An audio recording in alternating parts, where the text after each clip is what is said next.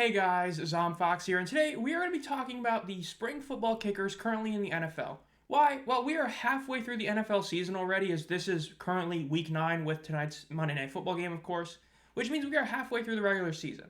And as we've talked about before, 1/8 of all starting kickers in the NFL were spring football kickers. So it's time to look at how well all four of them have been playing, both each their own, as well as how do they compare to the rest of the league. So, without further ado, let's get started with the first one in Brandon Aubrey. Look, we talk about Aubrey all the time, so we're going to start off with him. It's been a weird season, really, right? The fact is the Cowboys have been one of the most just failures, I guess the best way to put it. I mean, I don't even know if disappointing is the right word, because this isn't even, something that I was surprised at, seeing how their season has gone. Look, they started 3-2. They've lost 3 straight games to teams like the Lions, San Fran, and Falcons. Dak Prescott got injured. Does it really matter, though? Not really. He was the most overpaid quarterback in the history of the NFL by getting that $60 million contract, which he did not deserve. But the point is for Aubrey. Aubrey has been really good. Now, he had those 2 misses in back-to-back weeks. The one that was blocked that probably was going to miss anyway, and the miss against the Giants, which, had a huge deal with the, I believe, the spread. It was either the spread or the over-under it really affected. But he's so far 20 of 22, right? He's come back to form since that Pittsburgh game. He has gone 6 of 6 in field goals, 4 and 4 in extra points. He has yet to miss an extra point all season. And again, since that Steelers game, he has yet to miss a field goal. And his 20 of 22, which we'll get to later, is a really solid percentage. He is still a very accurate distance kicker, right? He is overall 15 out of 16 on 40-plus yard field goals, which is very impressive. And what's arguably more impressive is the fact that he's been kicking mainly long kicks. Look, almost half of his attempts are 50-yarders, which is crazy to think about, but is true because he can just nail them. He kicked, a 60-yarder earlier in the year. There's questions about if he's going to break the record this year, but again, the Cowboys' offense has been kind of slumping recently, which has, affected Aubrey getting field goal chances, which when we get to Jake Bates, you'll see why that is a difference. But overall, the Cowboys are currently 3-5, and it looks like they're probably going to end up missing the playoffs, in all honesty. The team is just not that good.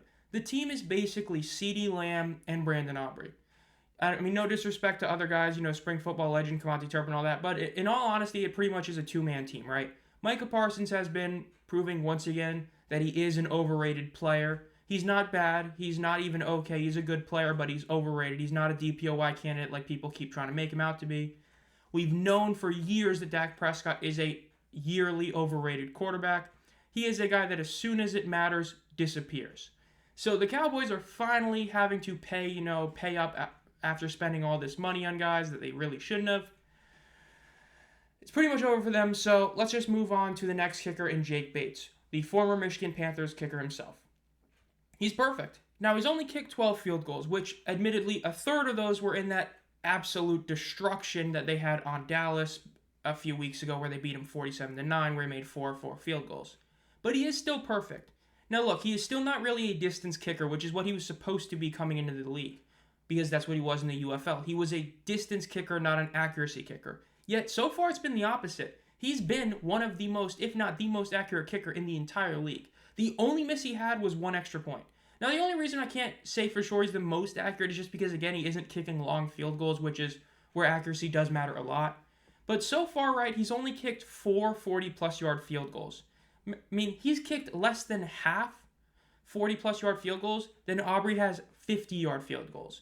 But again, 30 of 31 in extra points is insane. And when you look at the past few weeks, 6 of 6, 5 of 5, 4 and 4, 7 of 7 are 4 of those last 5 weeks, which is crazy. And he's part of what many agree is the best team in football. Look, the Chiefs may be undefeated, but their undefeated record is very much like that Steelers team that was 11-0. It's a very weak undefeated record. A lot of their games were one-score games, or it took a lot of penalties to, kind of bail them out.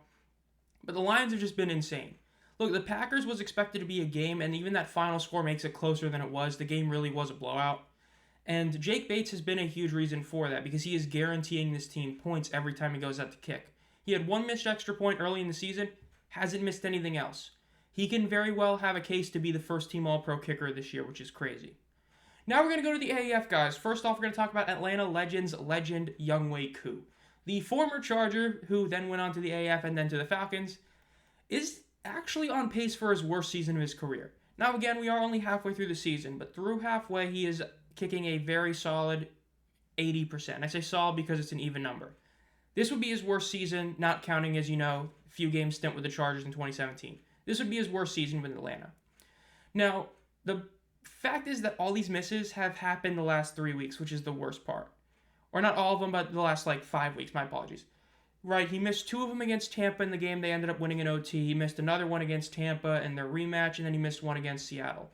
Now, the Seattle one didn't really matter, but the Buccaneers ones, especially that first one, could have ended up being huge for the team, as they did win in overtime, but if he makes those field goals, they don't need to go to overtime, right?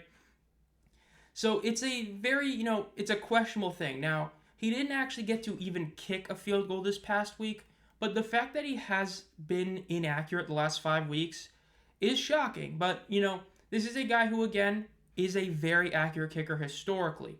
It's just a matter of, is this a slump or is this becoming something which is questionable, right? Justin Tucker's distance kick is something that has been going on for over a year and a half. This is something that's only been going on for a few weeks, really. So we'll have to see what ends up happening with Younghoe Koo. The fact is the Falcons are one of the surprise teams in the league. Look, we expected them to be better than they were last year, but they're currently 6-3, and they look to be almost a lock to win the NFC South because of the fact that they swept Tampa Bay, which is crazy to think about. But as for Younghoe Koo, again, he has not been a very accurate kicker this year compared to what he normally is. He is normally a guy who's going to hover around 90%, whether it's the high 80s, the low 90s. But this year, he's currently kicking 80%. Hopefully, he ends up, picking it up because he was historically viewed as, or was viewed heading into the season as one of the top kickers in the league. But we'll have to see. He is still perfect in extra points, though, which is definitely great to see. And then last is the most forgettable one of the spring football kickers in Nick Folk.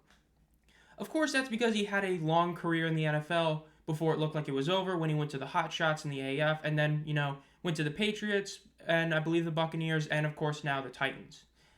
He's been great. Look, he's been a very underrated kicker ever since he came back to the NFL after his AF stint, in all honesty. The fact is he is 11 of 11 and 15 of 15 on field goals and extra points. He is without a miss.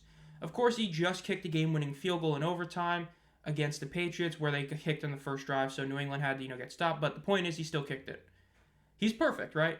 Look, the biggest issue for him is that he's on the Titans. The Titans' offense is horrific, right? Will Levis is most famous for the memes that he creates every week, and then Mason Rudolph is Mason Rudolph. This team has very, very, very little offensive talent on it, and it's a huge reason why Nick Folk has only kicked 11 field goals and 15 extra points. But again, he's made the most of them. He is one of the older players in the league. I believe he's 40 or turning 40, and again, he hasn't missed a kick this year. Now, he is on a team that is losing. The Titans are a very bad team, obviously. So that does hurt him a lot, as they're not even really going to be in a playoff spot, obviously. But he has been a very solid kicker, though. Even if he finishes perfect, he probably won't be an all-pro guy. I mean, it's happened before. He would, I believe it was 1 or 2 years ago, he had one insane season, which he wasn't even an all-pro for. He is still a great kicker. But how do these guys rank across the league? Well, in terms of percentage, there's only 2 kickers who are perfect. That's Bates and Folk. 2 of the 4 spring football kickers lead the NFL in field goal percentage. Now, again, when you look at this list, you see that they are, among the lower end of total kicks, right? But other guys who've only kicked a few kicks have missed ones, like guys like Chad Ryland or Eddie Pinheiro both have kicked only 11 field goals, but they missed one.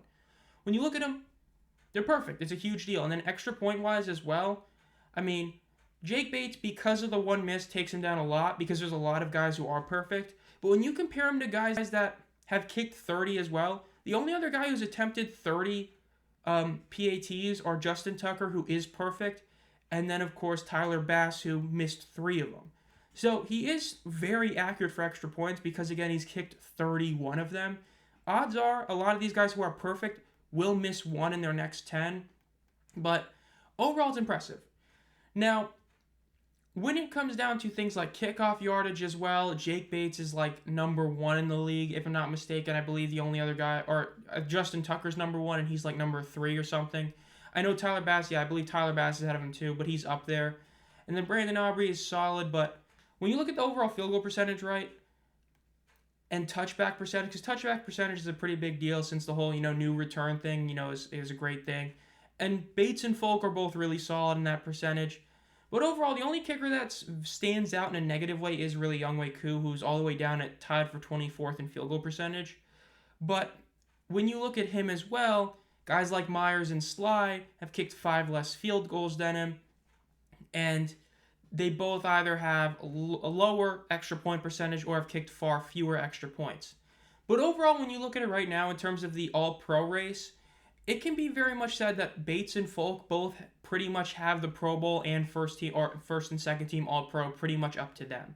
Now, I would say for sure, but of course, a guy like Chris Boswell has been having an incredible season, making 23 field goals already this season, and Austin Seibert has also made 25. So it is going to be a bit close there. But the fact is, Folk and Bates really are two of those guys who are in the race for the All-Pro right now. Aubrey could also definitely get into that mix. The only issue for him is that he is still on the Cowboys, right? And the only real blessing he has is that he kicked that 65-yarder. Because the Cowboys offense, man, it just ain't looking too good.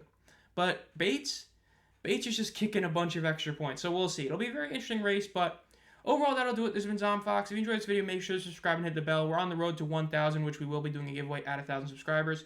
Again, it's pretty cool to think about how 1/8 of all NFL teams have their kicker being a guy from spring football. And like I said, I mean, kicking is a very statistical position, right? You basically can tell a story by the stats, whether it be showing that, hey, this guy just doesn't get opportunities because of his offense or stuff like that. And I know some people talk about blocks and all that, and I've talked about it before. Blocks are just like interceptions that get tipped, right? Yes, it happens, but at the end of the day, it all kind of averages out. There are a lot of blocks that are on the kicker kicking low. There's a lot of them which aren't on the kicker, right? But all in all, when you look at it, 2 of these 4 guys are legitimately in the Pro Bowl All-Pro conversation because of accuracy. One of them because of the stories that they've made, whether it be super long field goals or just, the jury duty thing, Brandon Aubrey. The only kicker that's been a disappointment is Younghoe Koo, and even then, this is his worst season, and it's still doing better than currently Justin Tucker by every metric, right? Justin Tucker has been having probably his worst season of his career, being like 15 and 19. So we'll see. But again, make sure you stick around to the channel, and as always, guys, have a great night.